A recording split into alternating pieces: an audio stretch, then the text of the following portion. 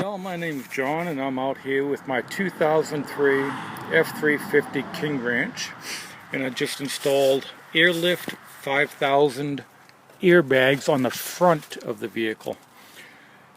Here's the part number and here's the bag. So here's a quick review of how it's done. So you've got the bottom bracket here, and you got the U-bolt that goes over the original leaf pack, and it bolts onto the bottom. In the back behind here, which you may not be able to see, and I apologize for the video, is a little L-shaped bracket that's part of that, and it just curls around the U-bolt here from the factory. It sits right back there.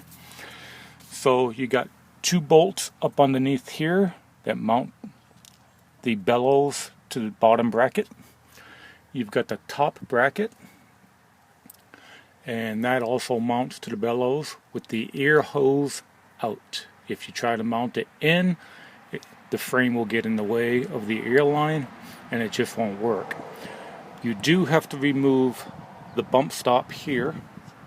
That used to be here, and it is so glary I can hardly see anything. And then you got the bolts that go through the bracket into the frame, and they attach from behind. The bump stops are not reused, and it wouldn't matter anyway because they're only about an inch and a half, 2 inches, and even if this blew, you have more than 2 inches of space here.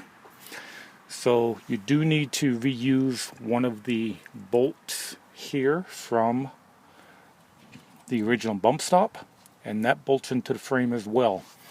I ran my air lines to the front, and I put 40 pounds of air in each bag, and I will take it out for a test drive here pretty shortly. So once again, this is the Airlift 5000. Here's the part number, 57154. Now I'm making this video because there are no videos on YouTube to do the airbags on the front of any truck that I could find, let alone mine. So hopefully this will help any of you people out that might want to do it for yourself.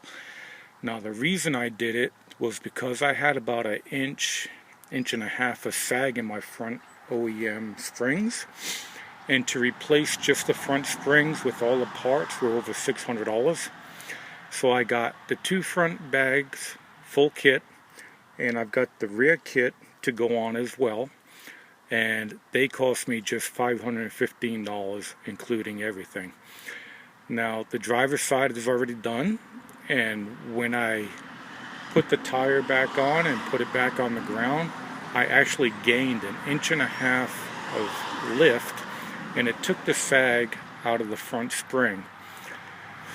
Alright, if you have any questions, feel free to leave a comment. This is my first YouTube video ever, and I hope it was tolerable. Y'all have a good weekend.